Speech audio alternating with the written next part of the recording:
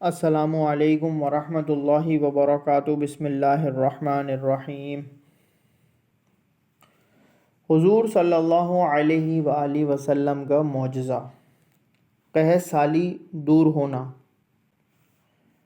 حضرت انس رضی اللہ تعالی عنہ فرماتے ہیں، ایک شخص حضرت صلی اللہ علیہ وآلہ وسلم کے پاس آیا اور کہنے لگا، بارش نہ ہونے کی وجہ سے جانور مر گئے اور راستے بند ہو گئے۔ تو آپ صلی اللہ علیہ وآلہ وسلم نے دعا فرمائی، جس کی وجہ سے مسلسل 1 ہفتہ بارش ہوتی رہی۔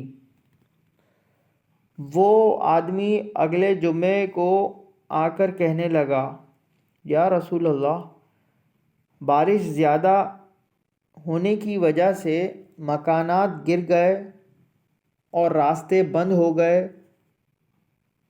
اور جانور مر گئے۔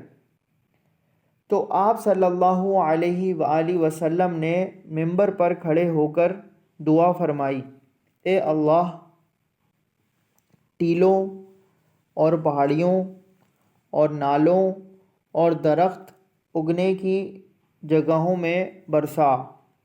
دعا کرتے ہی مدینہ سے بادل چھٹ گیا۔